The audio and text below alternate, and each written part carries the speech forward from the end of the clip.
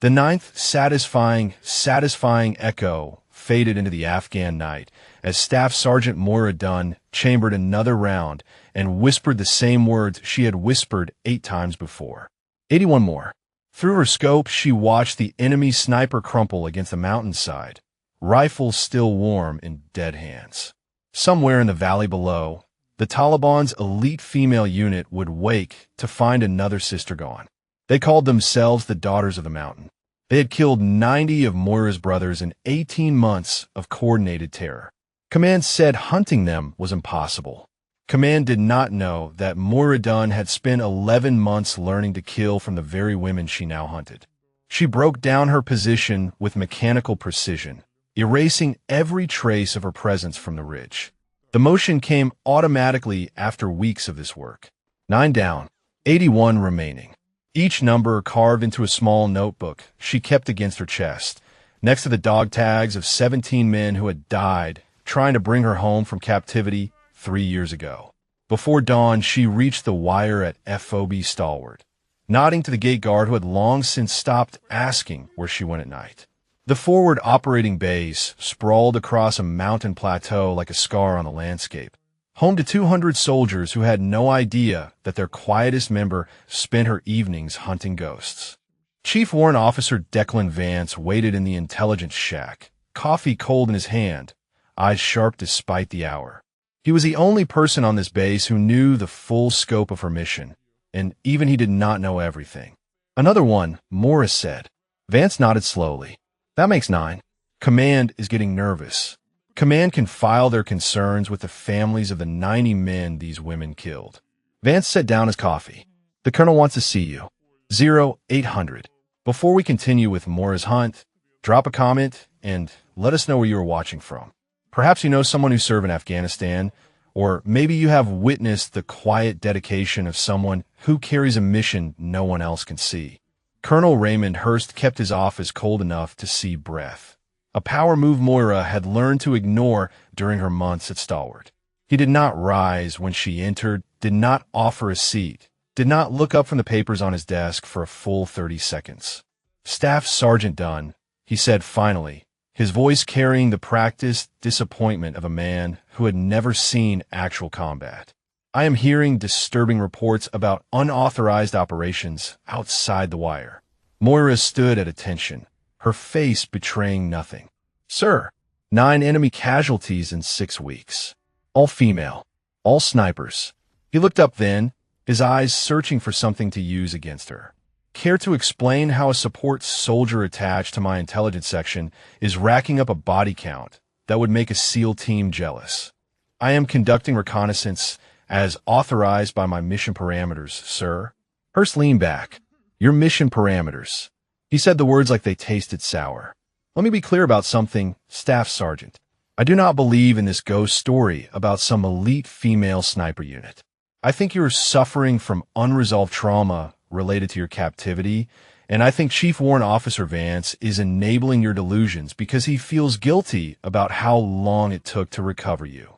The words landed like calculated blows. Moira felt each one, but did not flinch. She had survived 11 months in enemy hands. A bureaucrat with polished boots could not touch her. With respect, sir, the Daughters of the Mountain are responsible for 90 confirmed kills across 7 provinces. They are trained, coordinated, and expanding their operations. Hurst waved his hand dismissively. Isolated incidents attributed to a boogeyman. My analysts see no pattern.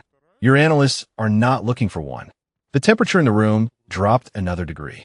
Hurst rose slowly, walking around his desk to stand too close to Moira, using his height to intimidate. I'm going to give you one chance, Staff Sergeant. Confine yourself to base operations. Stop these unauthorized excursions. Focus on recovery from whatever happened to you in those mountains. He paused. That is not a suggestion. Moira met his eyes without wavering. Understood, sir. She did not say she would comply. Hurst did not notice the difference. That night, alone in her quarters, Moira pulled out the photograph she kept hidden in her footlocker. A young Afghan girl, perhaps 14, holding a rifle nearly as tall as herself. dark eyes that held both fear and determination. On the back, written in Moira's own hand, a single name, Yalda. She had taken the photograph 3 years ago, during the darkest chapter of her life. The girl had been a student. Moira had been the teacher. Not by choice. Never by choice. "I'm sorry," Moira whispered to the photograph. "When the time comes, I will make it quick." Sleep brought the nightmares it always brought. The cave. The cold. The voice of a woman called Nazreen, patient as stone, teaching Moira the very skills she now used to destroy everything Nazreen had built. In a dream, Nazreen smiled and said the word she had said 1,000 times during those 11 months. "You're my ghost now, my returning ghost." And ghosts never truly leave the mountain. Moira woke at 0300, drenched in sweat, a Pashto prayer on her lips that she did not remember learning. Vance found her at the memorial wall as the sun rose, her fingers tracing names carved into stone. 17 names. The men who had died during the rescue attempts. The men who had given everything to bring home a woman they had never met. He handed her a tablet displaying intercepted communications. Moira read the translation 3 times before the words fully registered. "They know," Vance said quietly. "They know someone is hunting them." The intercepted message was brief. "All sisters alert. The ghost has returned. She hunts us now as we once hunted her brothers. Find the returning ghost. Kill her before she kills us all." Moira's blood went cold.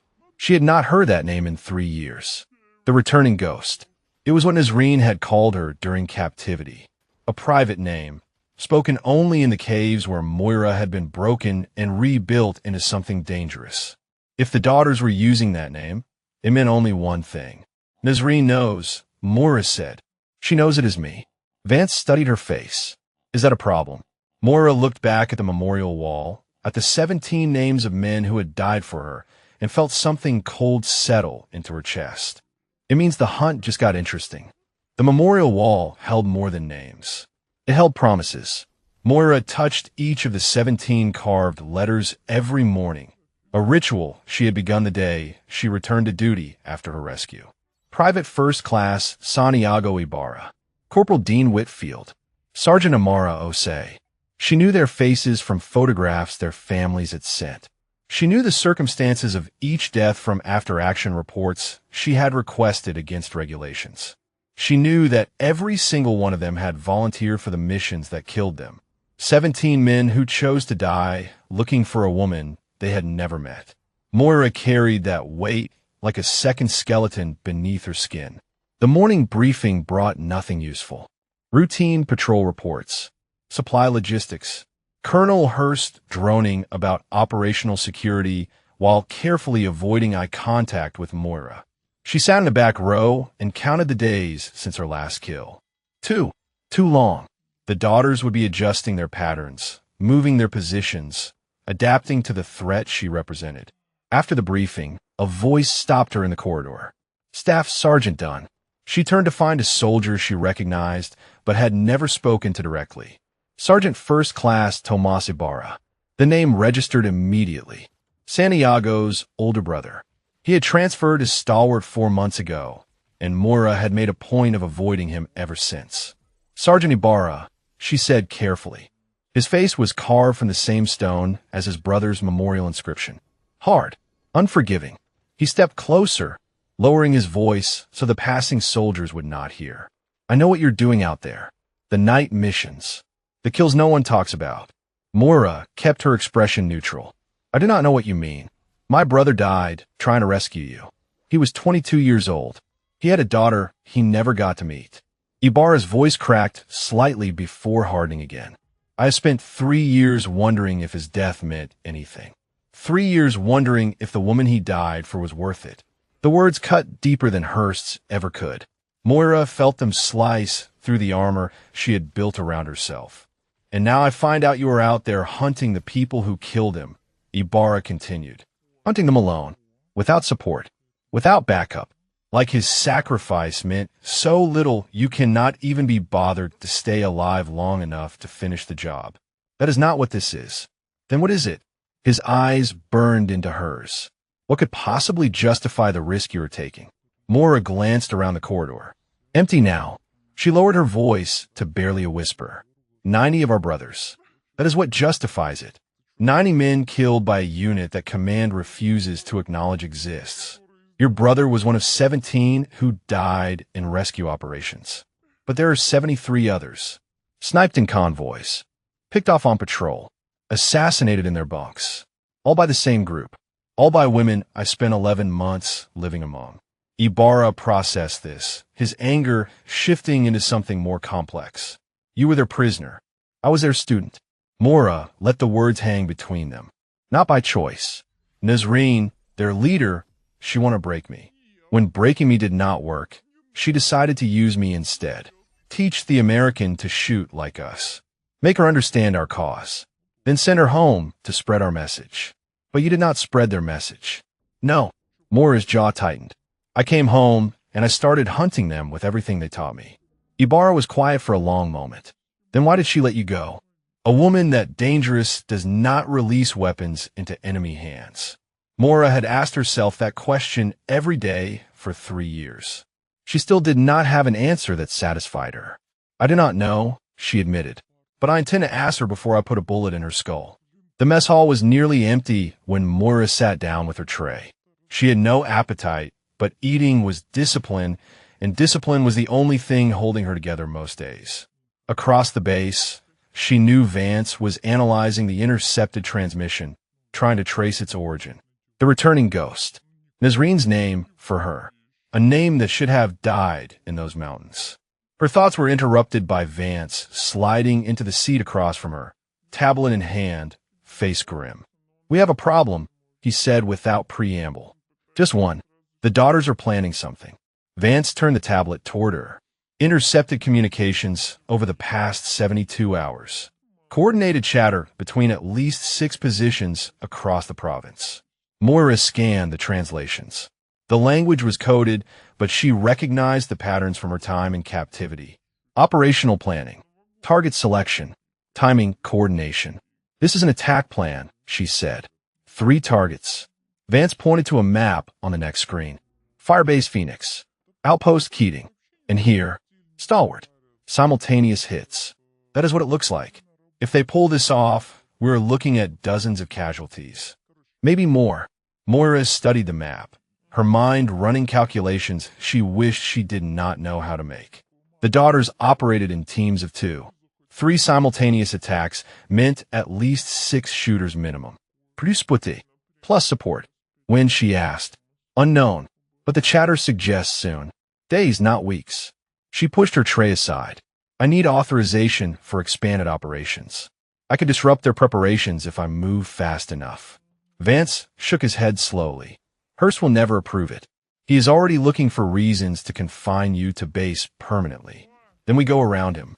Moira, Vance said, using her first name for the first time in months. If you go outside the wire without authorization and something goes wrong, I cannot protect you. Court-martial would be the least of your problems. She met his eyes. 17 men died to bring me home. How many more have to die before command takes this threat seriously?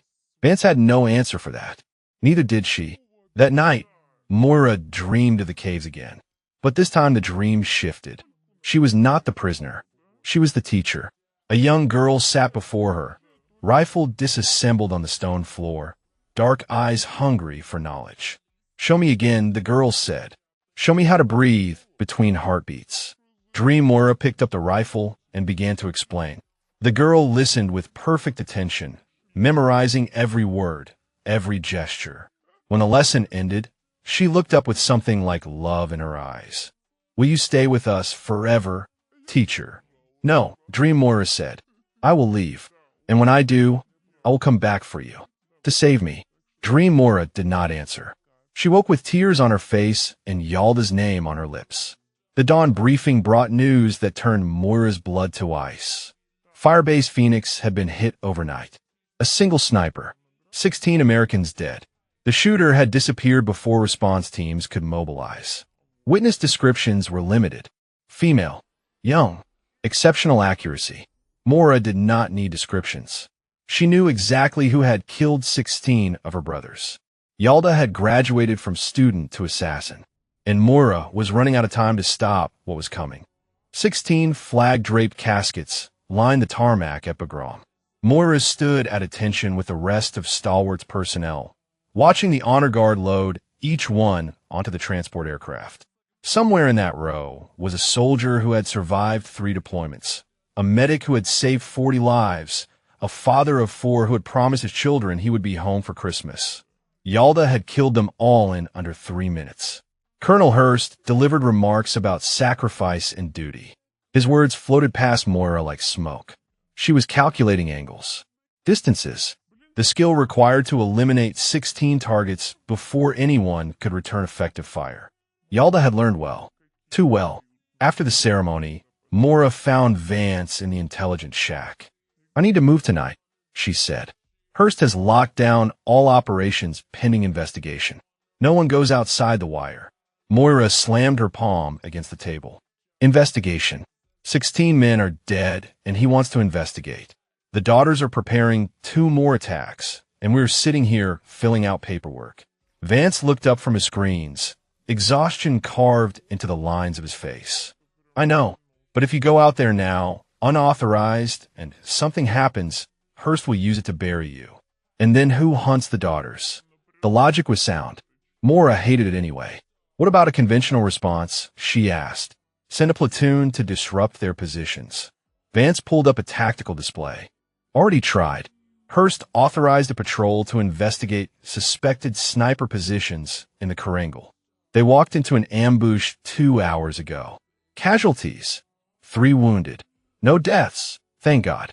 But the daughters saw them coming from 5 kilometers out. Conventional forces cannot touch these women, Moira. They know the terrain too well. They know our tactics too well. Because I taught them." Vance did not deny it.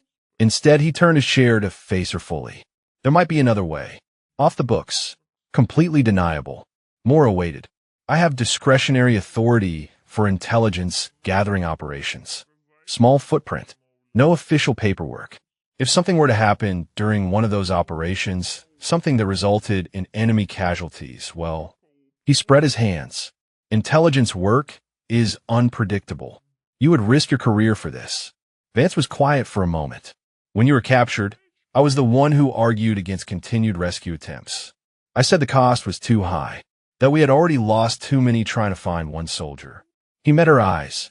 17 men died, proving me wrong. "I owe them. I owe you." Moira felt something shift in her chest. For 3 years, she had carried the guilt of those 17 deaths alone. She had never considered that others might carry it too. "Tonight," she said, "I have coordinates on 2 probable positions from the chatter analysis. If I move fast, I can hit both before dawn." Vance nodded slowly. "Intelligence gathering operation. Authorized." He paused. "Come back alive, Moira. That is an order. The mountains at night belong to ghosts." Moira moved through the darkness like she had been born to it, her footsteps silent on the rocky terrain. The first position was 6 kilometers from the wire, a ridge overlooking the main supply route into Stalwart. Classic sniper placement. Excellent sight lines. Multiple egress routes. She approached from the north, using a goat trail that did not appear on any military maps. Nazreen had shown her this path 3 years ago, during a training exercise that felt like a lifetime past. The daughter was young, maybe 20. She lay prone behind a rock formation, rifle trained on the road below, completely unaware of the shadow rising behind her. Moira could have taken a shot from 50 meters. Clean, professional. Instead, she moved closer. She needed to see the face. Needed to know if this was someone she had trained, someone she had shared meals with in those cold mountain caves. The girl shifted, reaching for a water bottle, and Moira saw her profile in the moonlight. A stranger. One of Nazreen's newer recruits, brought in after Moira's escape. The relief lasted only a moment. Stranger or not, this woman had chosen to kill Americans. Had probably already killed some of the 90. Moira raised her rifle. The shot echoed across the valley. Number 10. She did not wait for confirmation. The second position was 4 kilometers east, and the sound would have carried. The element of surprise was gone. Now it was a race. Moira ran. The terrain fought her every step. Loose scree threatened to twist her ankles. Tornbuses tog clothes. But she had trained for this, had been forced to run these mountains until her lungs burned and her legs screamed, all under Nazreen's patient instruction. You must become the mountain, Nazreen had said. Let it carry you instead of fighting it. Moira let the mountain carry her now. The second position was a shallow cave overlooking a tributary valley. Moira approached from above, rappelling down a cliff face that would have terrified her before captivity. Now it was just another obstacle between her and the next name in her notebook. This daughter was older, experienced. She had heard the distant shot and was already packing her equipment when Moira appeared in the cave mouth. For a frozen moment, they stared at each other. The daughter's hand moved toward her sidearm. Moira was faster. Number 11. She searched the body quickly, professionally. Radio, maps, a photograph of a young boy, maybe 5 years old. Someone's mother, someone's daughter. Moira pushed the thought aside and focused on the intelligence value. The maps confirmed her fears. Outpost Keating was marked with detailed annotations. Guard rotations, weak points, timing windows. The attack was planned for 72 hours from now. She keyed her radio. Vance, I have confirmation on Keating. 72 hours. Copy that. Vance's voice crackled through the static. Get back to base. We need a brief command. Moira started to respond when a sound stopped her cold. A click, metal on stone. Someone else was in the cave. She spun, rifle raised, and found herself staring into a muzzle flash. The bullet grazed her shoulder as she dove for cover. Pain exploded across her left side, but she forced it down, forced herself to move, to think. A third daughter. Backup she had not anticipated. Moira fired blind, buying seconds, then rolled behind a rock formation. Blood soaked her sleeve. Not arterial. Survivable. But her mobility was compromised. The third daughter called out in Pashto. I know who you are, returning ghost. Nazreen speaks of you often.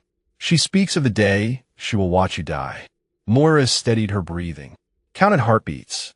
The voice had come from her left, maybe 10 meters. She speaks of many things, Moira replied in the same language. Most of them are lies. Movement. A shadow shifting against deeper shadow. Moira tracked it with her scope, waiting for the moment of exposure. The daughter made her move. Moira made hers faster. Number 12. The walk back to Stalwart took twice as long as the approach. Moira pressed her hand against the wound in her shoulder and focused on putting one foot in front of the other. 3 kills in one night. 81 was now 78. And Command finally had proof they could not ignore. Vance met her at the wire with a medic. As they patched her shoulder, he delivered news that made the pain worth it. Hurst is briefing battalion on the Keating intelligence. They're moving assets to reinforce. Good. Vance hesitated. There's something else. The radio we recovered from the second position. It was still transmitting when you took it.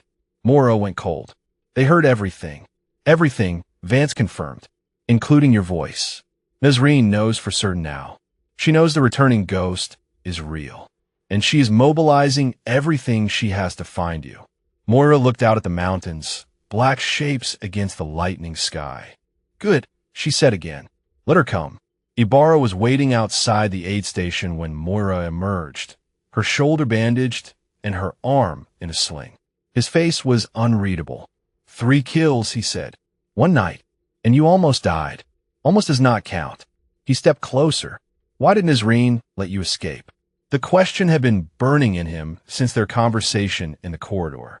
You said you did not know, but I think you do. I think you have always known. Moira met his eyes. The truth was a weight she had carried alone for 3 years. She let me go because she thought I would break, Moira said quietly. She thought I would come home and fall apart. Tell everyone what she taught me. Become a voice against the war. Her weapon inside American minds. But you did not break. No. Moira's voice hardened. I came back stronger. And now I am using everything she gave me to destroy her. Ibarra studied her for a long moment. Then he nodded slowly. My brother believed in you, he said. Believed enough to die for you. I think I'm starting to understand why. The classified debriefing file was 3 inches thick. Mora had never seen it, had never been allowed to see it.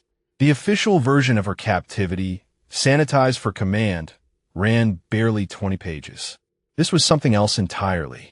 Ibarra set it on the table between them in the empty briefing room. I have a friend in intelligence archives at Bagram. He owed me a favor. Moira stared at the folder like it might bite her. Where did this come from? Your original debriefers, the psychologists, the interrogation specialists who spent 6 weeks picking apart everything you told them after your rescue.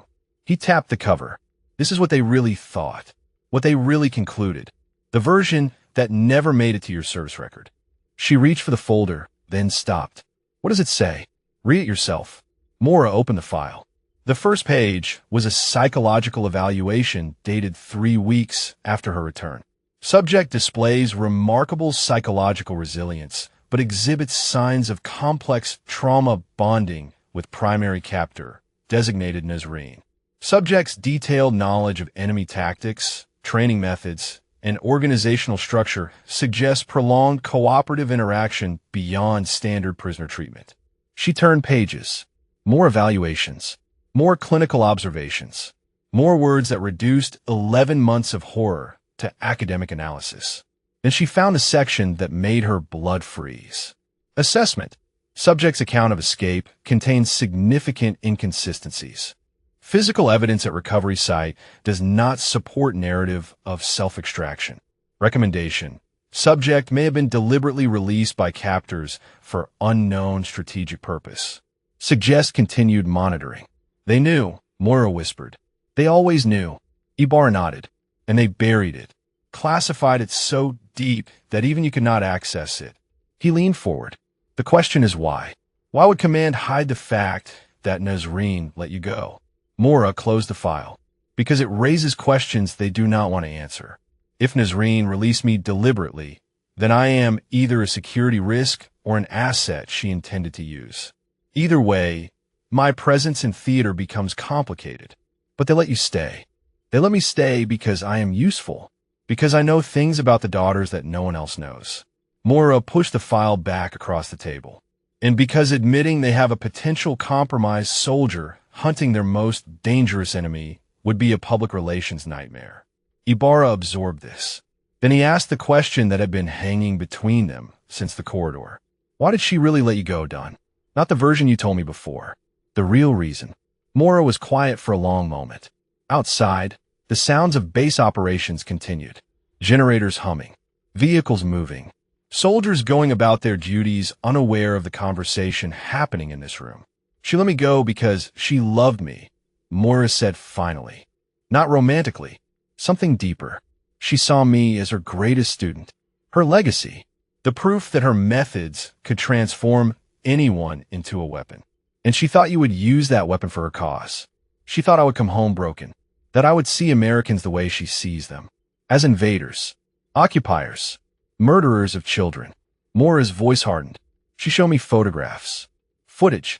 Families destroyed by our airstrikes. Village rased. She wanted me to understand why the daughters exist. Why they fight. Did you understand? Yes. Mora met Ibarra's eyes. I understood perfectly. And I still chose to hunt them.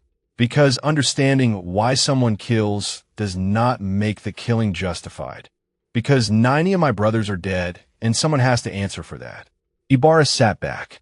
His expression had shifted from suspicion to something closer to respect. My brother, Santiago, he volunteered for every rescue mission. For times he went into those mountains looking for you. The 5th time, he did not come back. I know. Do you know what his last words were? Ibarra's voice cracked slightly. The soldier who was with him when he died, he told me. Santiago said, "We do not leave anyone behind." Then he took a bullet meant for his squad leader and bled out before the medevac could reach him. Moira felt the weight of those words settle onto her shoulders alongside all the other weights she carried. "I am sorry," she said. "It was inadequate. Everything was inadequate. Do not be sorry." Ibarra stood, his composure restored. Be worthy of it. Finish what he died for. The next 48 hours passed in a blur of preparation. Outpost Keating received reinforcements. Guard rotations were altered. Sniper countermeasures were implemented. For the first time since Moira had begun her hunt, Command was taking the daughter threat seriously. But Moira knew it would not be enough. The daughters would adapt. They always adapted. Nazreen had built her organization to be fluid, decentralized, impossible to pin down. Reinforcing one target just meant they would shift to another. Vance confirmed her fears on the second evening. Chatter has gone dark, he reported. Complete communications blackout. Either they have postponed the operation or they have changed their methods. They have changed targets, Morris said. Keating is too hard now. They will hit somewhere we are not expecting. Any idea where? Morris studied the map on Vance's wall. The daughters operated on symbolism as much as strategy. Nazreen believed in messages, in statements that would echo beyond the immediate tactical impact. Firebase Phoenix, Morris said. They already hit it once. 16 dead. If they hit it again, while we are focused on Keating, it sends a message that we cannot protect our people, that nowhere is safe. Phoenix has been reinforced too. Not enough. Moira traced the approaches on the map. I know how Nazreen thinks. She will see Phoenix as unfinished business, a wound she can reopen. Vance studied her face. You want to go there? I want to end this. Moira turned from map. Request transfer to Firebase Phoenix. Temporary assignment. Intelligence liaison. Hurst will never approve it. Then do not ask Hurst. Go over his head. Battalion commander. Division if you have to. Moira stepped closer. The daughters are coming, Vance. I can feel it.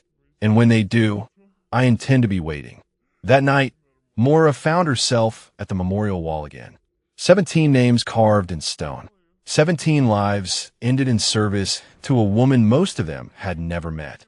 She pressed her palm against Santiago Ibarra's name. Your brother is starting to trust me, she whispered. I do not know if I deserve it, but I'm going to try to be worthy of what you gave. A sound behind her. Footsteps on gravel. She turned to find Ibarra standing at the edge of the light. Talking to ghosts, he asked. Always. Moira stepped back from the wall. They are better listeners than the living. Ibarra moved to stand beside her, looking at the names. I come here too sometimes. Late at night, when no one is watching. I tell him about my day, about the missions, about the soldiers I serve with. He paused. I tell him about you. What do you say? That you're either the bravest soldier I have ever met or the craziest. He glanced at her. Maybe both. Moira almost smiled. Your brother would have fit right in then. Yeah. Ibarra's voice softened. He would have. They stood in silence for a moment. Two soldiers united by grief and purpose. Transfer came through, Ibarra said finally. Phoenix, I requested assignment to accompany you. Moira turned to look at him. You do not have to do this. Yes, I do. He met her eyes. Santiago died, trying to bring you home. The least I can do is help you finish what you started. Before Moira could respond, Vance appeared at a run, tablet in hand, face pale in the moonlight. We have a problem, he said. New intercept. The daughters are not targeting Phoenix. Then where? Vance turned the tablet toward them. The translation glowed on the screen. They have a hostage. An American soldier captured 2 days ago during a routine patrol. And Nazreen is offering a trade. The hostage's name hit Moira like a physical blow. Corporal Elena Vasquez. The woman who had been in Moira's convoy 3 years ago. The woman Moira had watched fall during the ambush. The woman she had believed dead for over 1,000 days. Elena was alive, and Nazreen was using her as bait. Elena Vasquez had been 23 years old the day the convoy was hit. Moira remembered her laugh. Remembered the photograph she carried of her grandmother in Tucson. Remembered the way she had sung corridos under her breath during long patrols to keep herself awake. She remembered watching Elena fall when the ambush began. Remembered the blood. Remembered believing with absolute certainty that her friend was dead. 3 years. Elena had been alive for 3 years while Moira hunted ghosts and whispered names at memorial walls. The intelligence report provided sparse details. Corporal Vasquez had been captured during a routine supply run 2 days ago. Her convoy had been ambushed in the same valley where Moira's convoy had been hit 3 years prior. Same tactics, same precision, same outcome. Except this time, Nazreen wanted the Americans to know she had a prisoner. The message had been clear. The returning ghost will come to coordinates specified at midnight in 3 days. She will come alone. She will come unarmed. In exchange, we will release the American woman unharmed. If these conditions are not met, the prisoner will be executed and her death broadcast to the world. Moira read the message 17 times. Each reading revealed another layer of Nazreen's strategy. It is a trap, Vance said unnecessarily. She knows you will come. She is counting on it. Of course it is a trap. Moira set down the tablet. The question is what kind. Ibarra leaned against the wall of the intelligence shack, arms crossed. What do you mean what kind? She wants to kill you. Seems straightforward. Nothing about Nazreen is straightforward. Moira began pacing, her mind racing through possibilities. If she just wanted me dead, she could have had her snipers hunting me for weeks. She knows I am operating outside the wire. She knows my patterns. A patient shooter could have taken me out a dozen times by now. So why the elaborate setup? Vance asked. Because she does not just want me dead. She wants me broken first. Moira stopped pacing. She wants me to walk into that meeting knowing it is a trap. She wants me to sacrifice myself for Elena the same way those 17 men sacrificed themselves for me. She wants to prove that Americans will always choose the foolish noble gesture over strategic sense. And will you? Ibarra asked quietly. Choose the foolish noble gesture. Moira did not answer immediately. She walked to the map on Vance's wall and studied the coordinates Nazreen had specified. A valley high in the mountains. Remote. Difficult terrain. Perfect for an ambush. She is holding Elena somewhere else, Moira said finally. The meeting point is just theater. If I show up unarmed and alone, Nazreen gets her propaganda victory. She films my execution and releases it alongside Elena's. 2 Americans dead because of one woman's vendetta. Then we do not play her game, Vance said. We find where Elena is actually being held. Moira nodded slowly. The daughters operate from a network of caves along the Pakistani border. During my captivity, there were at least 6 primary sites. Nazreen rotates between them to avoid detection. Can you narrow it down? Maybe. Moira closed her eyes, forcing herself back into memories she had spent 3 years trying to forget. Nazreen is theatrical. She will want Elena close for the execution. That means one of the larger caves. Somewhere with space for cameras. For witnesses. The training site, Vance suggested. You described it in your debriefings. Large central chamber. Multiple exits. That would be my guess. Moira opened her eyes. But guessing is not good enough. If we hit the wrong location, Elena dies. The weight of that truth settled over the room. 3 people staring at map, trying to find a way to save a woman who had already been given up for dead once. Hurst chose that moment to enter without knocking. I have just received word from battalion, he announced, his voice carrying the particular satisfaction of a man about to deliver bad news. Your request for transfer to Firebase Phoenix has been denied. Furthermore, in light of recent unsanctioned operations, you are hereby confined to base pending a formal review of your conduct. Moira turned to face him. Elena Vasquez is alive. She is being held by the same enemy I have been hunting for weeks. And you want to confine me to base. I want to restore order to my command. Hurst stepped closer. You have been operating outside the chain of command, Staff Sergeant, taking unauthorized actions, killing enemy combatants without proper approval. This ends now. 12 daughters are dead because of my unauthorized actions. Moira kept her voice level despite the rage building in her chest. The attack on Outpost Keating was prevented because of intelligence I gathered. How many more Americans have to die before you take this threat seriously? That is not your decision to make. Hurst's eyes were cold. You are a soldier, not a vigilante. You follow orders. You operate within the system, or you face the consequences. He turned to Vance. Chief Warrant Officer, you will ensure Staff Sergeant Dunn remains on base. Any further unauthorized operations will result in immediate court-martial proceedings for both of you. Hurst left without waiting for a response. Vance let out a long breath. Well, that complicates things. Moira stared at the door Hurst had exited through. Elena has 3 days. Less now. and I'm supposed to sit here and fill out paperwork while Nazreen prepares her execution. We will find another way, Ibarra said. There has to be someone higher up who will listen. Higher up takes time. Time Elena does not have. Mora turned back to the map. I need to think. There has to be an angle I am missing. She studied the terrain until her eyes burned. The caves, the approaches, the patterns she remembered from captivity. Somewhere in that maze of rock and shadow, Elena was waiting, praying, hoping that someone would come for her the way people had come for Mora 3 years ago. 17 men had died trying to rescue Mora. She had carried that guilt every day since. Now she faced the possibility of adding another name to her burden. Another death she could have prevented if only she had been faster, smarter, better. The photograph of Yalda seemed to burn against her chest where she kept it hidden. I taught you, Mora whispered to the empty room. I taught you, and Nazreen turned you into a weapon. And now Elena's going to die because I was not strong enough to stop either of you. No one answered. The ghosts never did. That night, Mora sat alone in her quarters and did something she had not done since her rescue. She wrote a letter. Dear Elena, she began, I do not know if you will ever read this. I do not know if either of us will survive what is coming. But I need you to know that I never forgot you. I never stopped believing that your death meant something. And now that I know you are alive, I will not stop until you are free. She wrote about the guilt, about the 17, about the hunt that had consumed her for weeks. She wrote about Nazreen and Yalda and the terrible knowledge she carried about what she had become in those caves. When she finished, she folded the letter and placed it in her footlocker next to the photograph of Yalda. Then she began planning her unauthorized rescue. The knock came at 0200. Soft.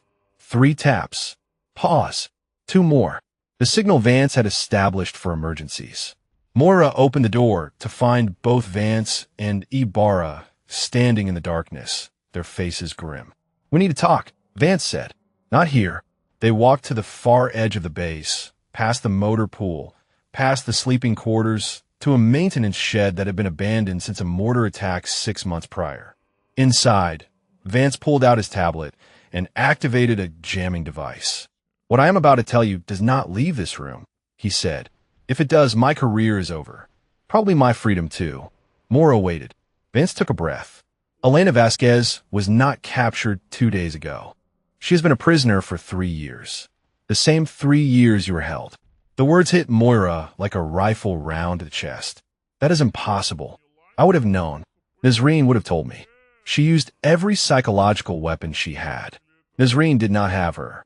Vance pulled up a classified file on his tablet. Elena was taken by a different cell, held separately. The daughters acquired her only 6 months ago when they absorbed a smaller insurgent group. Mora's mind raced through the implications. 3 years. Elena had been alive for 3 years while everyone believed her dead, while Mora grieved for her, while her family held a funeral and buried an empty casket. Why was this classified? Mora demanded. Why did no one know? Because command made a choice. Vance's voice was heavy. When intelligence confirmed a second American prisoner existed, they faced a decision.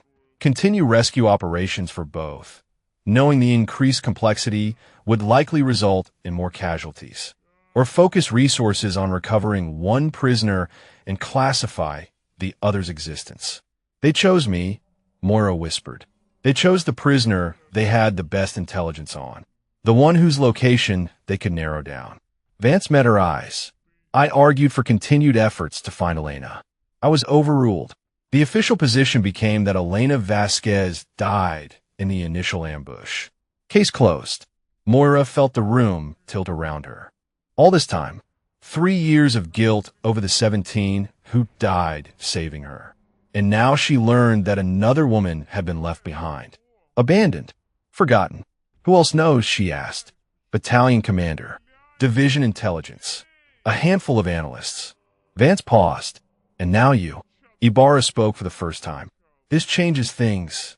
This changes everything. Moira turned to Vance, a new fire burning in her chest. You kept this from me. For 3 years you knew Elena was alive, and you said nothing. I was under orders. Vance did not flinch from her anger. Orders I disagreed with. Orders I have regretted every day since. But I followed them because I believed it was the only way to bring you home. And Elena, what about bringing her home? By the time we had actionable intelligence on her location, you were already recovered. Resources were reallocated. The war moved on. Vance's voice cracked. I told myself there was nothing I could do. I told myself she was probably dead anyway. I told myself a lot of things that helped me sleep at night. Mora wanted to hit him, wanted to scream, wanted to tear apart every comfortable lie that had allowed good people to abandon one of their own. Instead, she took a breath and focused on what mattered. Where is she now? Mora asked. The actual location, not the meeting point Nazreen specified. That is why I'm telling you this. Vance pulled up a map on his tablet. The communications we intercepted included more than just the ransom demand. There were logistics discussions, supply movements, guard rotations. He pointed to a location marked in red. The training complex. Just like you suspected, Elena is being held in the same caves where you were kept. Mora studied the map. Memories flooded back. The smell of damp stone. The echo of voices in narrow passages. The cold that seeped into bones and never quite left. I know those caves, she said. I know every tunnel, every chamber, every exit. That is what I was counting on. Vance zoomed in on the complex. Current estimate is 15 to 20 daughters on site, plus Nazreen herself. Heavy guard presence around the main chamber where they are likely holding Elena. Suicide odds for a solo insertion, Ibarra observed. Yes. Vance turned to Moira. Which is why you're not going alone. Moira looked between the two men. You would both be throwing away your careers. Court-martial at minimum. Prison if things go wrong. Santiago died, trying to bring you home, Ibarra said. Now there's another woman who needs bringing home. I'm not sitting this one out. And I have 3 years of guilt to make up for. Vance straightened. I chose to save one soldier and abandon another. This is my chance to fix that mistake. Moira felt something shift in her chest. For so long, she had carried this mission alone. The weight of the 90. The weight of the 17. The weight of her own survival when so many others had died. Now she had allies. Real allies. People willing to risk everything for the same cause she had dedicated herself to. The timeline, she said, forcing herself back to tactical considerations. 46 hours until Nazreen's deadline. Vance pulled up a schedule.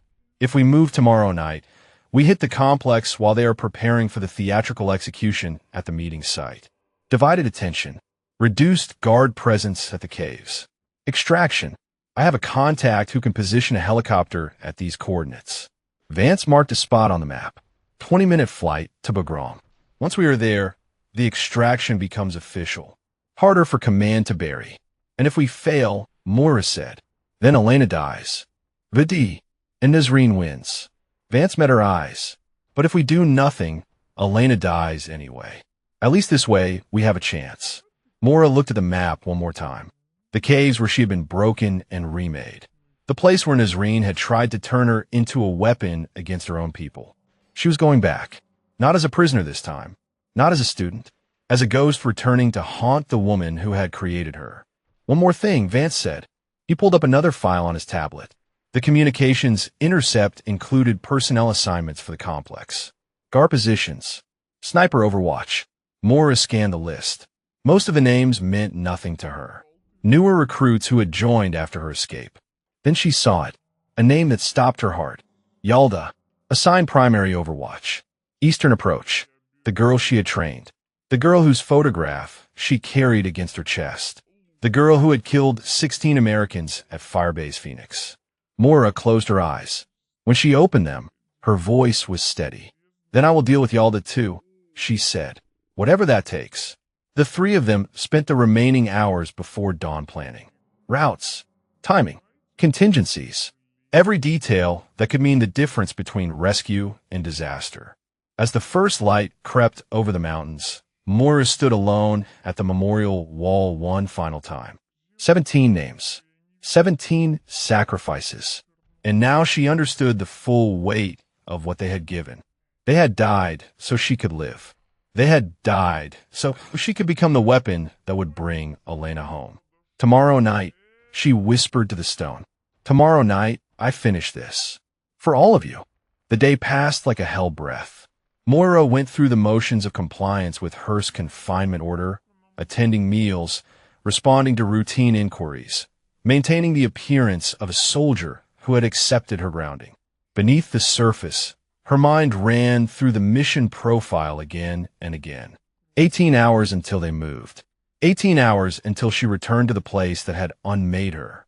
She found herself in the base chapel at midday, not to pray, but to think. The small building was empty, quiet, a rare pocket of stillness in the constant noise of military operations. Moira sat in a back pew and let her thoughts unspool.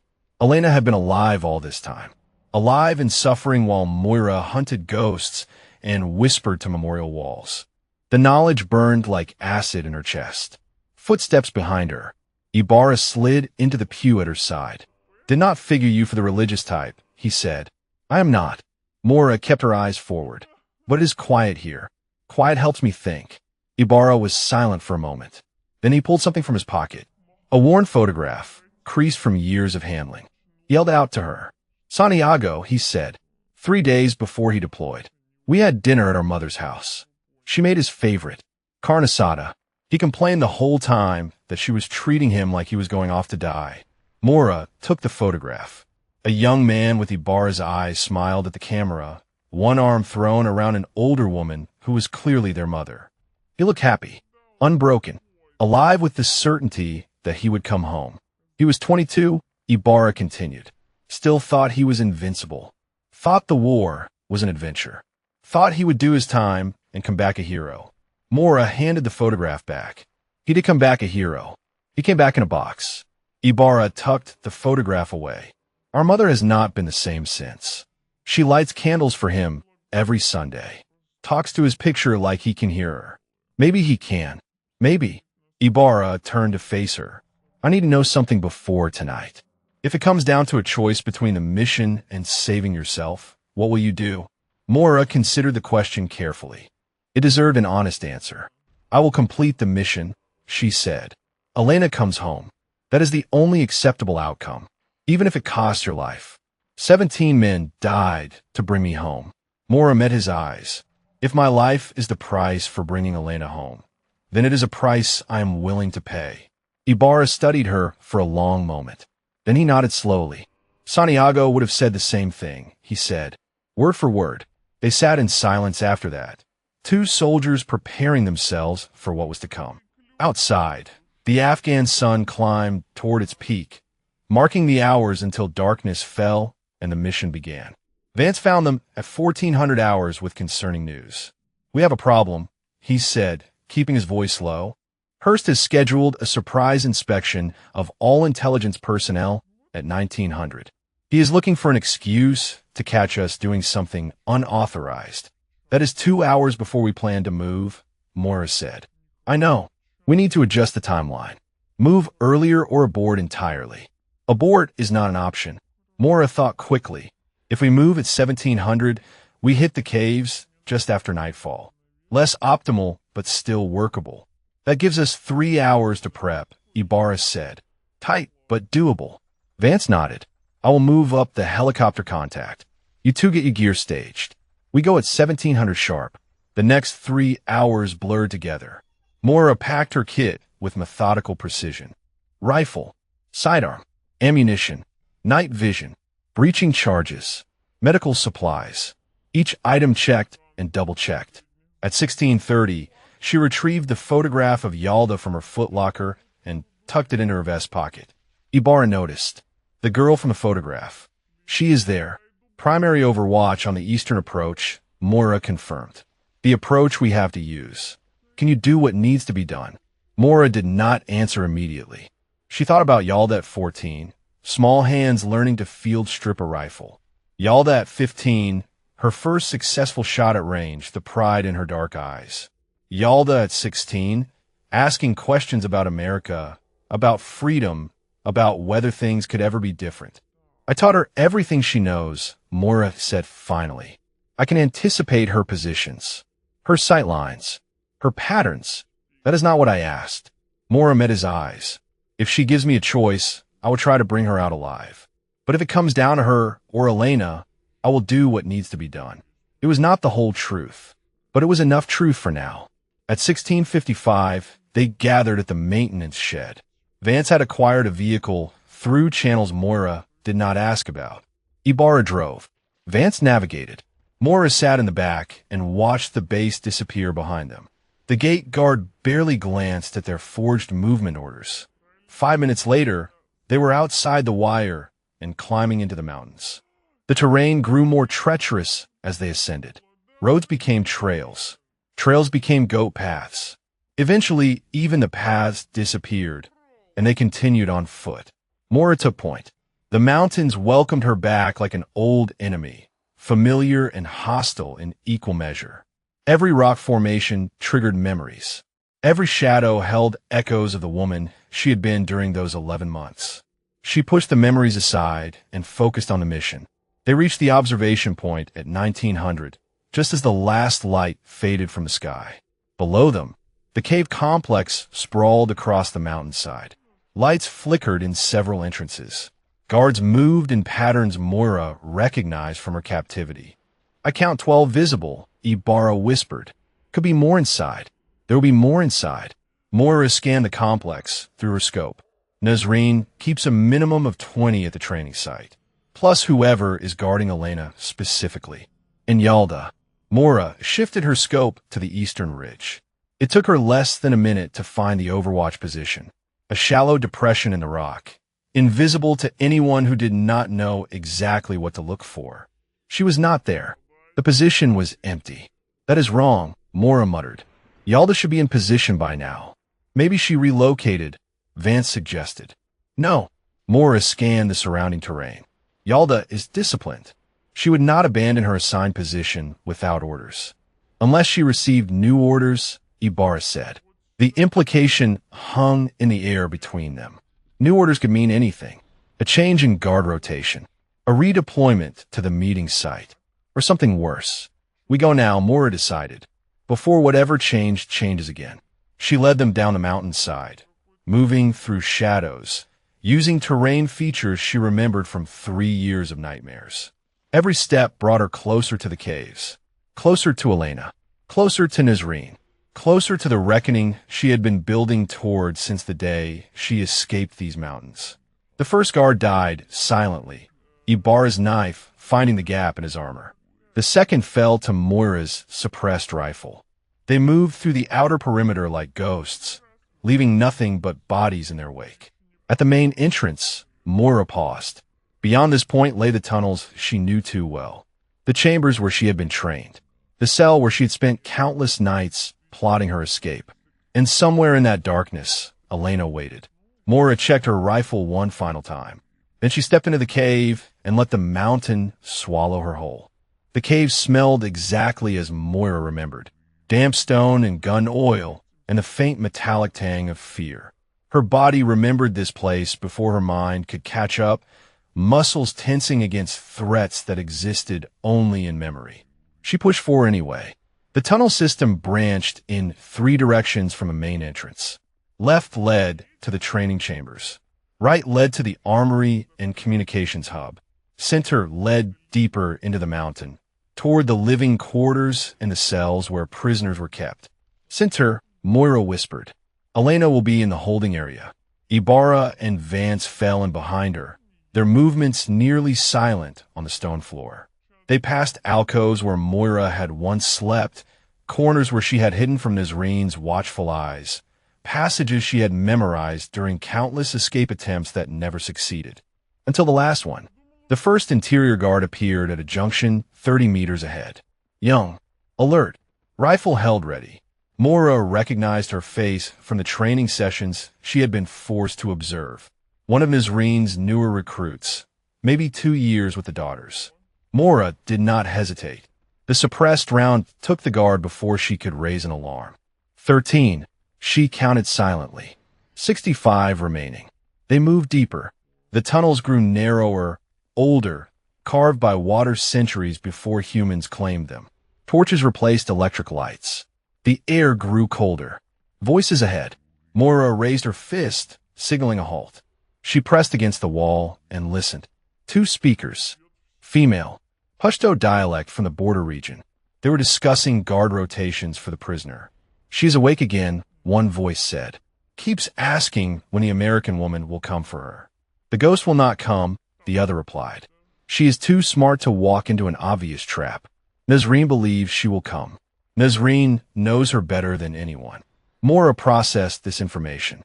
Elena was awake, aware, still hoping for rescue. And Nazreen was so confident in her trap that she had shared its nature with her subordinates. The two guards rounded the corner and died before they could process what they were seeing. 14. 15. The holding area was exactly where Moira remembered it. A widening in the tunnel system, natural chambers converted to cells with iron bars and heavy locks. During her captivity, she had been kept in the third cell from the left. She had scratched marks into the stone wall to count the days. 417 marks before her escape. Now she stood on the other side of those bars, searching for Elena. The first two cells were empty. The third held supplies. The fourth held a figure huddled in the corner, knees drawn to chest, face hidden. "Elena, Moira Greted." The figure looked up.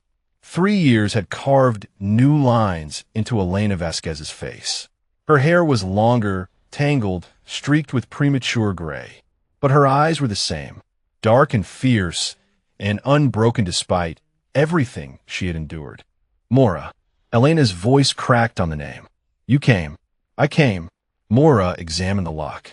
Standard design, nothing she could not handle. "Cover me." Ibarra and Vance took positions while Moira worked. The lock resisted for 30 seconds before surrendering to her picks. The cell door swung open with a groan of protesting metal. Elena tried to stand and nearly collapsed. Moira caught her, feeling how thin she had become, how fragile. "Can you walk?" Moira asked. "I will crawl out of here if I have to." Elena gripped Moira's arm with surprising strength. "I knew you would come. I told them. Every day I told them someone would come." Vance appeared at Moira's shoulder. "We need to move." That door was loud. He was right. They had minutes at most before the alarm spread. Moira pulled Elena's arm over her shoulder and started toward the exit. They made it 50 meters before the tunnels lit up with muzzle flashes. "Contact front," Ibarra shouted, returning fire. Moira shoved Elena behind a rock formation and added her rifle to the fight. 3 daughters had taken position at a junction ahead, blocking their escape route. More was certainly coming from behind. "Alternate route," Vance called out. "There has to be another way." There was. Moira remembered a side passage that connected to the eastern tunnels. It would add 10 minutes to their extraction, but it would get them around the blockade. "Follow me," she ordered. They moved through the chaos of gunfire and ricocheting rounds. Moira, leading with Elena, stumbling beside her. The side passage was exactly where she remembered, a narrow crack in the rock wall that most people would overlook. They squeezed through one at a time. Ibarra went first, then Elena, then Moira. Vance brought up the rear, firing controlled bursts to discourage pursuit.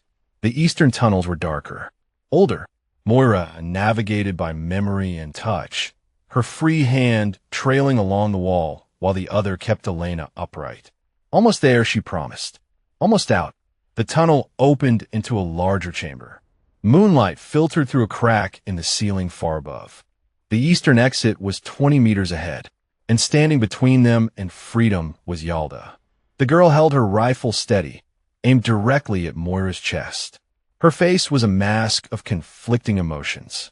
Anger, grief, something that might have been love or might have been hate. "Teacher," Yalda said. The word carried the weight of 3 years. Moira released Elena and stepped forward, hand raised slightly. "Yalda, you do not have to do this.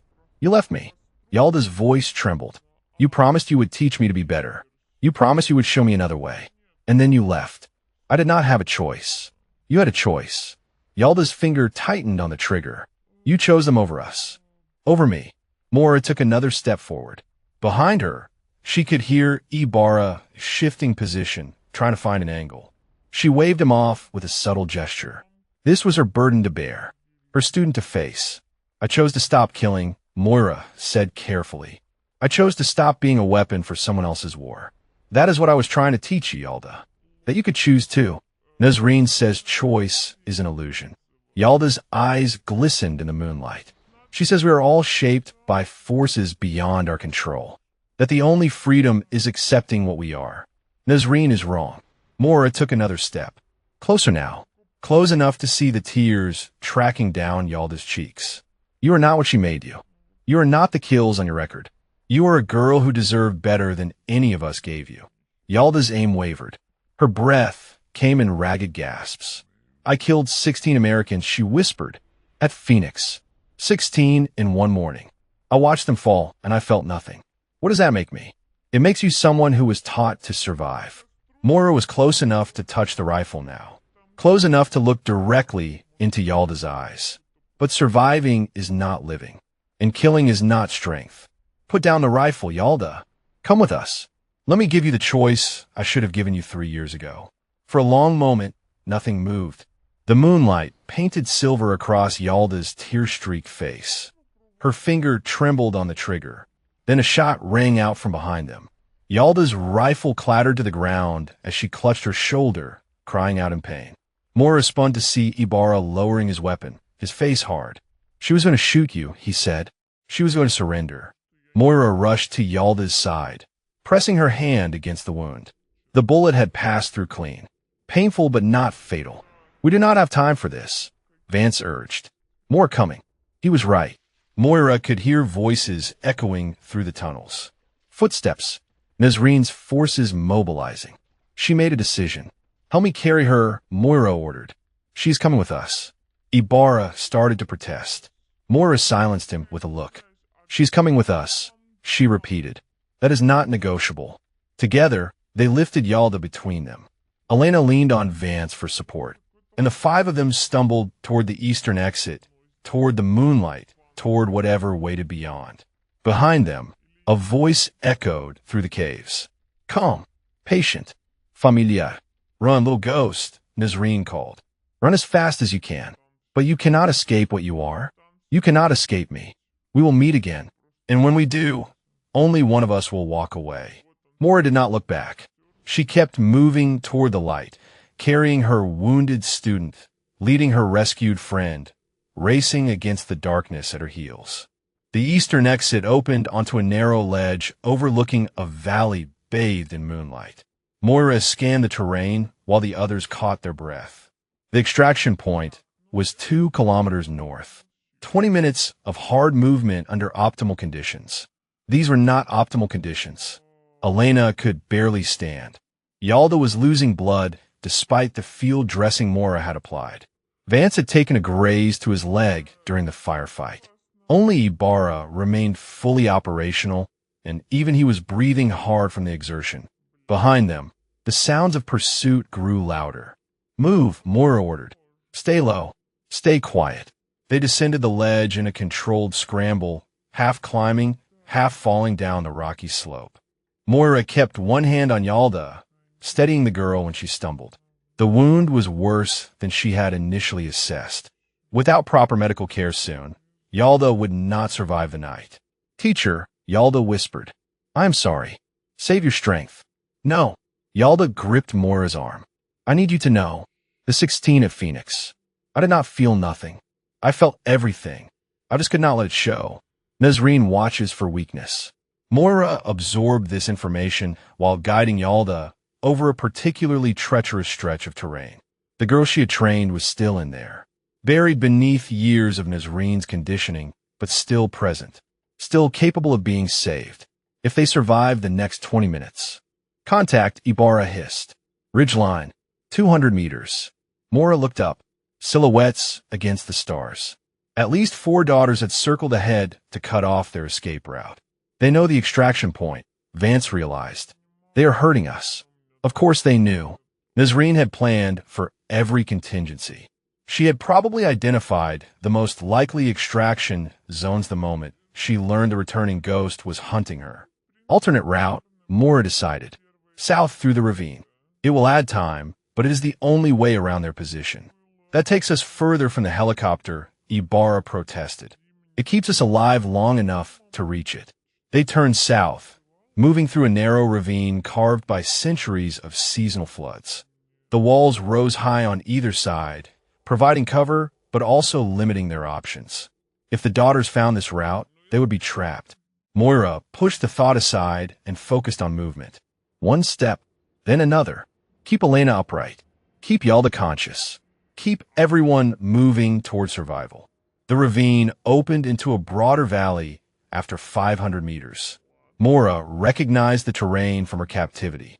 Nazreen had brought her here once, early in her training, to teach her about using natural features for concealment.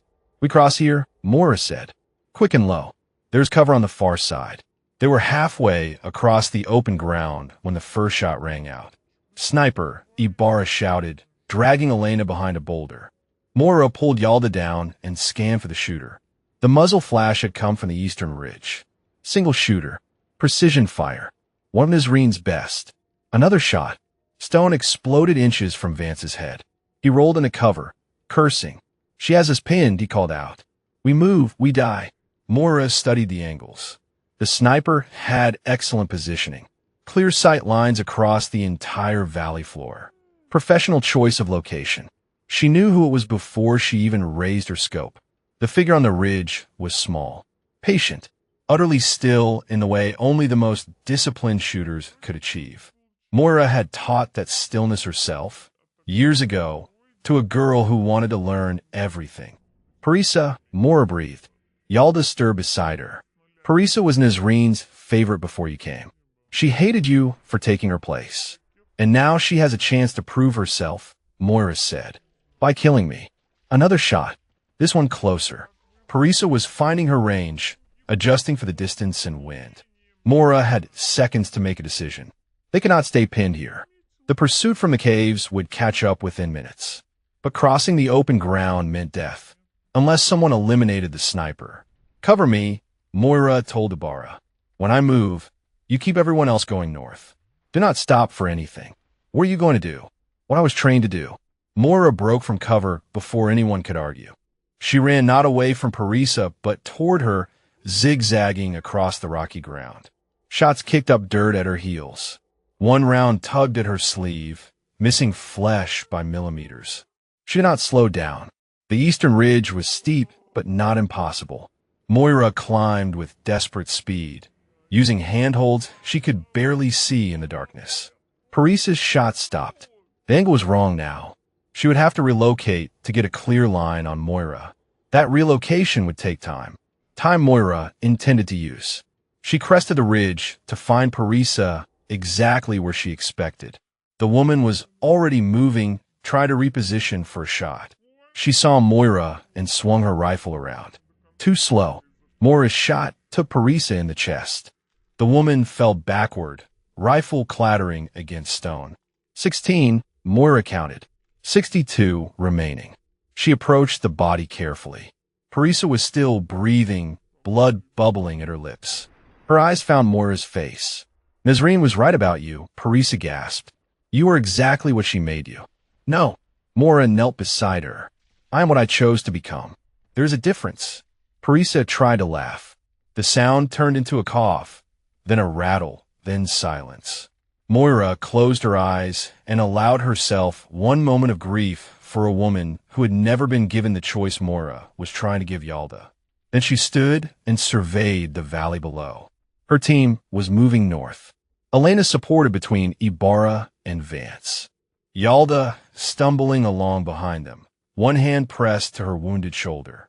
They were going to make it. Moira started down the ridge to rejoin them when a voice stopped her cold. "Always so efficient, my ghost." She turned. Nazreen stood 20 meters away, emerging from shadows that should not have been able to conceal her. She carried no rifle, no visible weapon, just the calm certainty of a woman who had planned for this moment. "Did you think I would let you leave without saying goodbye?" Nazreen asked. "After everything we shared." Moira raised her rifle. Nazreen did not flinch. "You will not shoot me," Nazreen said. "Not like this. Not without understanding why I did what I did." "I understand perfectly." Moira's finger rested on the trigger. "You want to break me. Use me. Turn me against my own people. I wanted to save you." Nazreen took a step closer. "I watched you when they first brought you to me. So full of certainty. So convinced that your country was righteous and your cause was just. I wanted to show you the truth. Your truth, not mine. The truth is not owned, child. It simply is. Nazreen spread her hands. I showed you the villages we have lost, the children we have buried, the families destroyed by American bombs.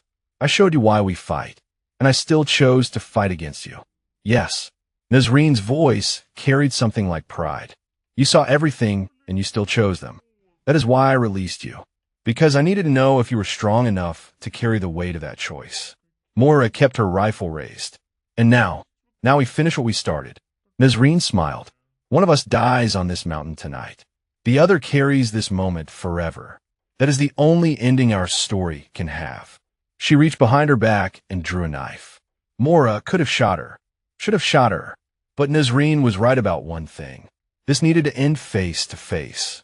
Moira lowered her rifle and drew her own blade.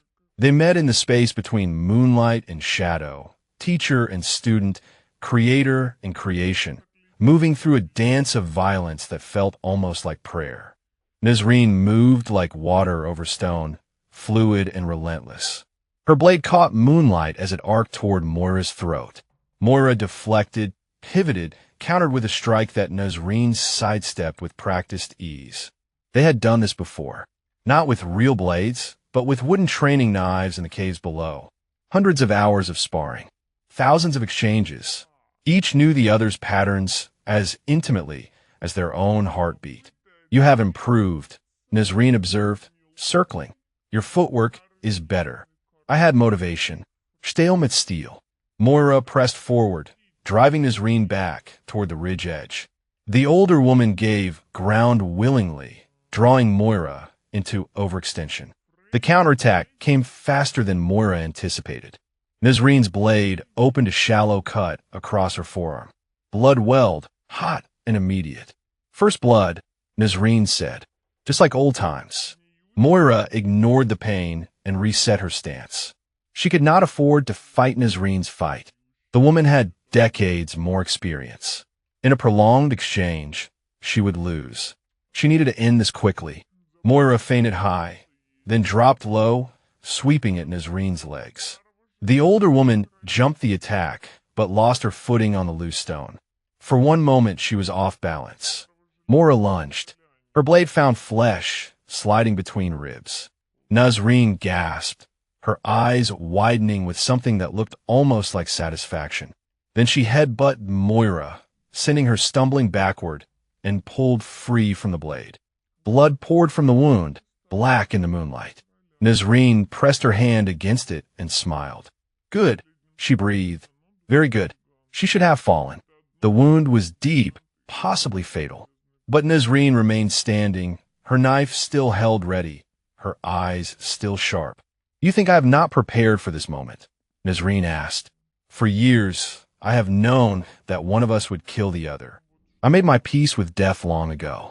Then let it come, Moira said. Stop fighting. I cannot. Nazreen shook her head slowly. If I simply let you win, what does that teach you? What does that prove? She attacked again, slower now, but no less dangerous. Moira parried, countered, opened another wound on Nazreen's shoulder. Still the woman would not fall. When I first saw you, Nazreen said between exchanges, I saw a soldier. Broken and afraid, but still fighting. I thought I could use that spirit. Shape it. Direct it against your own people. You failed. Did I? Nazreen's blade nicked Moira's cheek. You are here, are you not? Using everything I taught you. Killing women I trained. You have become exactly what I created. I became what I chose to become. Nazreen laughed, blood flecking her lips. Choice. You Americans and your choices. You think you choose your paths, but the paths were laid before you were born. I did not choose to become what I am. I was made by American bombs falling on my village, by my husband bleeding out of my arms, by my children burning in their beds. The words hit Moira harder than any blade could. She had known the broad strokes of Nazreen's history, but hearing it now, in the space between killing blows, gave it a weight she had never fully felt before. I'm sorry for what happened to you, Moira said. I'm sorry for all of it. But that does not justify what you have done. Justify. Nazreen spat blood. 90 of your brothers for thousands of my people. That is not justice.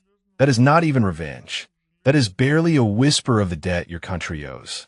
She attacked with renewed fury, driven by grief that had festered for decades. Moira defended, giving ground, searching for an opening. It came when Nazreen's wounded side finally betrayed her. A stumble, a moment of weakness. Moira did not hesitate. Her blade found Nazreen's heart. The older woman froze. Her knife fell from fingers that could no longer grip. She looked down at the blade in her chest, then up at Moira's face. "There you are," Nazreen whispered. "My ghost. My beautiful, terrible ghost." She reached up with a blood-stained hand and touched Moira's cheek. The gesture was almost tender. "I am proud of you," she said. "I should not be. You have destroyed everything I built. But I am proud nonetheless. You became exactly what I hoped you would become. Strong enough to make the hard choices. Strong enough to carry the weight." Tears streamed down Moira's face. She did not know when they had started. "Why?" she asked. "Why release me? Why give me the chance to become this?" "Because someone had to stop us." Nazreen's voice was fading. "The daughters. What we became. It was never going to end well. I knew that. I always knew. But I could not stop myself. The rage was too deep. The pain was too old." She coughed, blood spilling over her lips. "You were my hope," she continued. "The one person who understood us completely and still chose a different path. I needed to know that path was possible, even if I could not walk it myself." Her hand slipped from Moira's cheek. "Take care of Yalda," Nazreen breathed. "She deserves the choice I never had. The choice I cannot give her." Her eyes found the stars above. "It is beautiful," she said. "I had forgotten how beautiful." Then she was gone. Moira knelt in the dirt, holding the body of the woman who had broken her and remade her and ultimately set her free. She did not know how long she stayed there. Minutes. Hours. Time had lost meaning. A hand on her shoulder brought her back. "Moira." Vance's voice, gentle but urgent. "We need to go. The helicopter is waiting." She looked up. Vance stood over her, his face lined with concern. Behind him, Ibarra supported Elena and Yalda near the tree line. "Is it done?" Vance asked. Moira looked at Nazreen's body, at the woman who had been her captor, her teacher, her enemy, and in some strange way, her mirror. "It is done," she said. She stood. Her body ached. Her wounds throbbed. But inside, something that had been clenched tight for 3 years finally began to release. "Yalda," Moira called. The girl looked up. Her face was pale from blood loss, but her eyes were clear. "She wanted me to take care of you," Moira said. Her last words were about you. Yalda's composure cracked. Tears spilled down her cheeks, cutting tracks through the dust and dried blood. "I know," Yalda whispered. "She always said I was special, that I would do great things." "You will." Moira crossed to her, took her uninjured hand. Different things than she imagined, but great nonetheless. They made their way to the extraction point as the first hint of dawn touched the eastern sky. The helicopter was waiting, rotors already spinning. Vance had called in every favor he had to make this happen. As they lifted off, Moira looked down at the mountains that had held her captive, that had transformed her, that had finally released her for good. 17 daughters dead by her hand. Nazreen among them. The organization broken, scattered, leaderless. And 3 women saved. Elena, Yalda, and somewhere in the wreckage of the past 3 years, herself. It was not justice. It was not even close to balance. But it was a beginning. Bagram airfield materialized through the helicopter's windows as the sun crested the horizon. Moira had not seen it from this angle since the day she returned from captivity 3 years ago. Then she had been broken, hollowed out, uncertain if she would ever feel whole again. Now she returned with blood on her hands and something like peace in her chest. Medical teams swarmed the landing pad before the rotors stopped spinning. Elena was loaded onto a stretcher, her hand reaching for Moira's as they wheeled her away. "Thank you," Elena said. The words were simple, but they carried the weight of 3 years of waiting. "Rest," Moira told her. "I will find you when this is over." Yalda required more delicate handling. Armed guards surrounded the stretcher, uncertain how to process a wounded enemy combatant brought in by American soldiers on an unauthorized mission. Vance intercepted the ranking officer before things could escalate. "This woman is a critical intelligence asset," he said, his voice carrying the authority of someone who had stopped caring about consequences. "She has information on remaining daughter positions, communication networks, and future attack plans. She is to be treated as a protected source, not a prisoner." The officer looked skeptical but relented. Yalda was wheeled toward the medical facility with guards in tow, her eyes finding Moira's one last time before she disappeared through the doors. Moira watched her go. The girl who had killed 16 Americans. The girl who had wept in the moonlight and confessed that she felt everything. The girl Nazreen had asked her to save. She would keep that promise, whatever it took. Colonel Hurst arrived within the hour, his face purple with barely contained rage. He found Moira sitting on a supply crate outside the medical facility, still covered in dust and blood, her wounds hastily bandaged by a field medic. "You are finished," Hurst spat. "Court-martial, dishonorable discharge, prison, your career, your freedom, everything you have worked for. Gone." Moira looked up at him. She felt strangely calm. "Corporal Elena Vasquez is alive," she said. 3 years as a prisoner. 3 years that command knew about and did nothing to stop. Would you like to explain that to the press, Colonel? Or to her family? Or to the congressional committee that will inevitably investigate once this becomes public?" Hurst's face shifted from purple to white. "That information is classified. Information has a way of becoming unclassified when the right people start asking questions." Moira stood, and despite the height difference, Hurst took a step back. 17 soldiers died trying to rescue me. Their families were told they died as heroes. What will those families say when they learned that another prisoner was abandoned because it was inconvenient to save her? The silence stretched between them. Hurst's jaw worked, searching for a response that would not destroy his career. "What do you want?" he finally asked. Moira had thought about this during the helicopter ride. The leverage she held, the outcome she could demand, the justice she could extract from a system that had failed Elena, failed the 90, failed everyone who had trusted it to do the right thing. "I want the remaining daughters found and eliminated," she said. "I want Yalda given a chance at rehabilitation instead of cell. I want Elena to receive full medical care and a hero's recognition for surviving what she survived. And I want you to disappear from my sight and never obstruct an operation against the daughters again." Hurst stared at her. "That is all. You could bury me. Bury everyone involved in the Vasquez decision. And you want operational authority. I want to finish what I started." Moira met his eyes. "Nazreen is dead. 17 of her daughters are dead. But there are more out there. Scattered. Leaderless. Dangerous. Someone needs to hunt them before they regroup. And that someone is you. That someone has always been me." Moira turned toward the medical facility. "Do we have an understanding, Colonel?" Hurst said nothing. She took his silence as assent. Inside the medical facility, she found Ibarra sitting outside Elena's room. He had cleaned up, changed into fresh fatigues, but exhaustion still carved deep lines around his eyes. "How is she?" Moira asked. "Stable." Ibarra ran a hand through his hair. "Malnourished. Some old injuries that healed wrong. But she's going to make it. Good." Ibarra looked up at her. "What happens now?" Moira leaned against the wall beside him. "Now we finish it. The daughters are broken, but not destroyed. Nazreen built something that will not die easily. Ibarra's eyebrow rose. "I could use a partner. Someone who knows why this matters. Someone I can trust." Ibarra was quiet for a long moment. He pulled out the photograph of Santiago, studied his brother's smiling face. "He would have liked you," Ibarra said finally. "Would have followed you anywhere. He already did."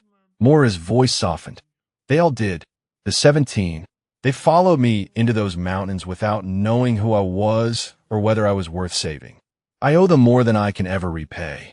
So we pay it forward." Ibarra tucked the photograph away. "We save the ones who can still be saved. We stop the ones who cannot." "Yes." He stood, extended his hand. "Then I am in. Until it is done." Moira shook his hand. The grip was firm. The commitment was real. They stood together in the hallway, two soldiers bound by shared purpose, shared loss, shared determination to see this through to the end. The door to Elena's room opened. A nurse emerged, nodding to Moira. "She's asking for you." Moira entered the room.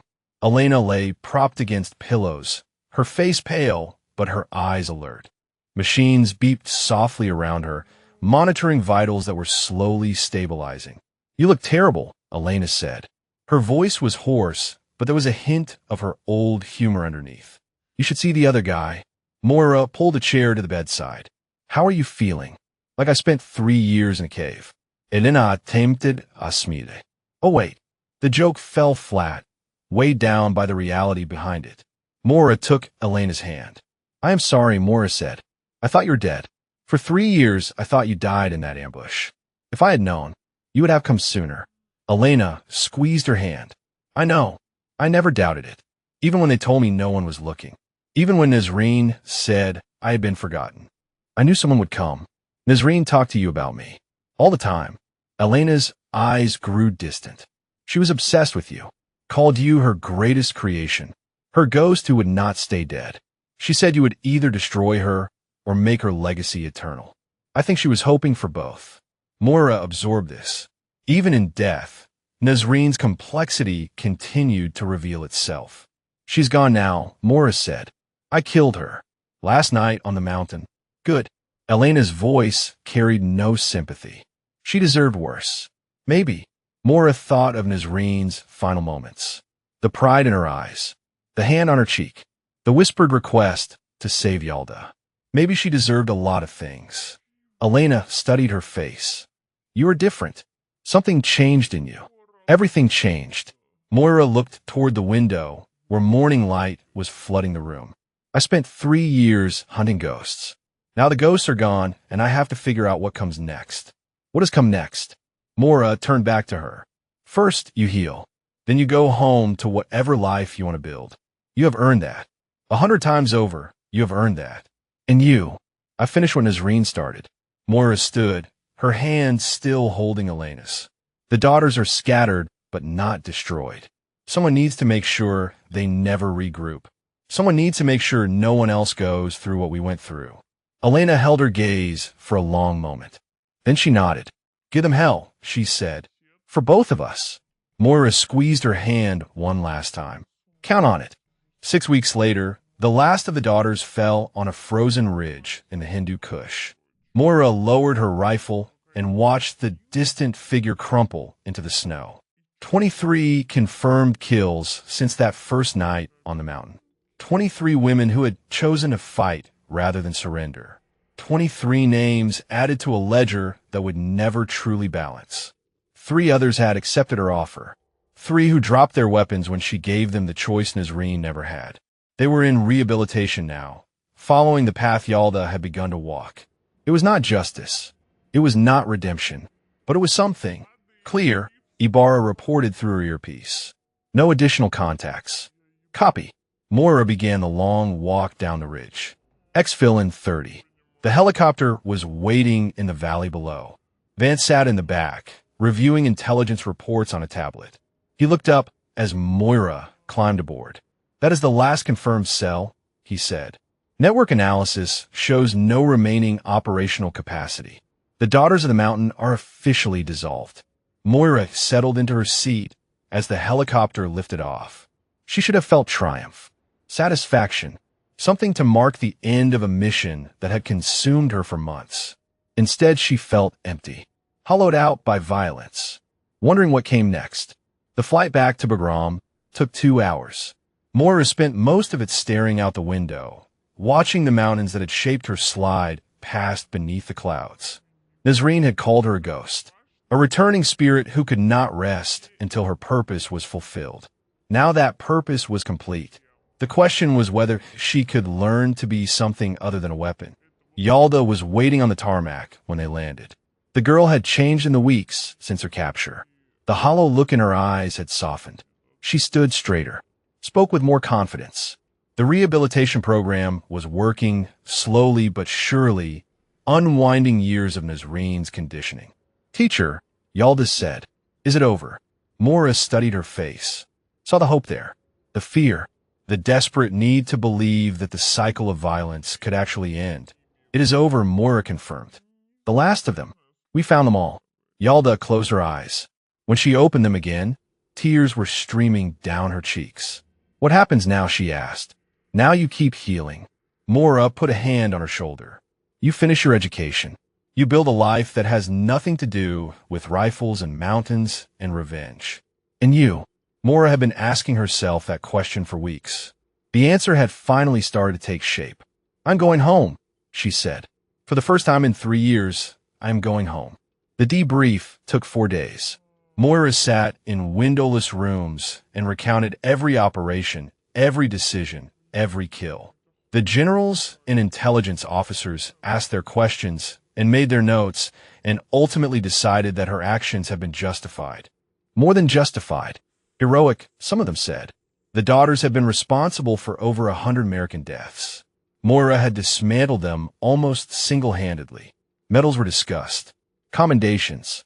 The kind of recognition that built careers. Moira declined all of it. She visited Elena on the last day before her flight home. The woman had been transferred to a military hospital in Germany, where specialists were helping her body remember how to function after 3 years of captivity. You look better, Moira said. I feel better. Elena sat up in her bed, moving with care, but without assistance. They say I might be able to walk normally again in a few months. Maybe even run. That is good. Elena studied her face. You are leaving. Tomorrow. Moira pulled a chair close. There is a plane to Ramstein, then a connection to the States. I should be home by Thursday. Home. Elena tested the word like she had forgotten its meaning. What is that even going to feel like? After everything. I do not know, Moira admitted. I have spent so long fighting that I am not sure I remember how to do anything else. You will figure it out. Elena reached for her hand. We both will. That is the whole point, right? We survived, so we could figure out what comes next. Moira squeezed her hand. Promise me something. Anything. Promise me you will not disappear. That you will call. Right? Something. I spent 3 years thinking you were dead. I did not want to spend another 3 years wondering if you were okay. Elena smiled. The expression looked almost natural now. I promise. Same goes for you, by the way. No vanishing into the Montana wilderness to become a hermit. No promises on that one. They laughed together. It felt strange. Unfamiliar. Like muscles that had not been used in years, slowly remembering their purpose. Moira stood to leave. At the door, she paused. Thank you, she said, for surviving, for holding on, for giving me something to fight for when I needed it most. Elena's eyes glistened. Thank you for coming back, for being exactly who Nazreen said you were. And who was that? A ghost who would not stay dead. Elena smiled through her tears.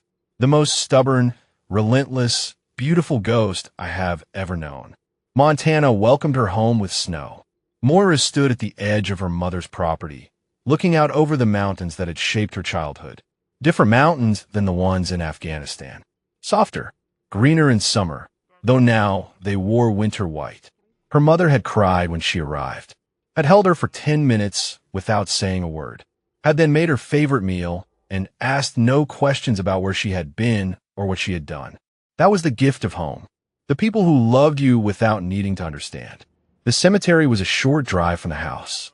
Moira walked between headstones until she found the one she was looking for. Master Sergeant Thomas Dunn, beloved husband and father. He gave everything for his country. Her father had been dead for 16 years. She had been 16 herself when the notification team came to the door. Too young to understand. Too old to forget. Hi, Dad, she said. It has been a while. The wind whispered through the bare trees. Somewhere a bird called out, lonely and distant. I finished something, she continued. Something important. There were these women, the daughters of the mountain. They killed a lot of our people. Killed them the way you were killed. From distance. From shadow. She took a breath. I stopped them. All of them. It took a long time and it cost a lot. But they're gone now. She knelt in the snow, placed her hand on the cold stone. I used to think I was doing it for revenge. For the 90. For the 17 who died trying to save me. But I think I was really doing it for you. Trying to prove that your daughter was worth something. That I could be the soldier you always wanted me to be. Tears froze on her cheeks. I am done proving things now. I'm going to rest. Heal. Figure out who I am when I am not hunting ghosts. She stood, brushed snow from her knees. I love you, Dad. I hope you're proud of me. The wind answered with silence. But somewhere in that silence, Moira thought she heard something like peace. If this story moved you, share your thoughts about what resonated most. Perhaps you know someone who served and carried weight like Moira carried. Or perhaps you have witnessed the quiet strength of someone who refused to give up. Whatever your connection, we would love to hear about your favorite moment or character. 90 brothers avenged, 23 daughters fallen, 3 women saved from the darkness. Staff Sergeant Moira Dunn walked back to her mother's house as the sun set over the Montana mountains, painting the snow in shades of gold and amber. The war was over. The ghosts were at rest, and the woman they called the returning ghost had finally, truly come home.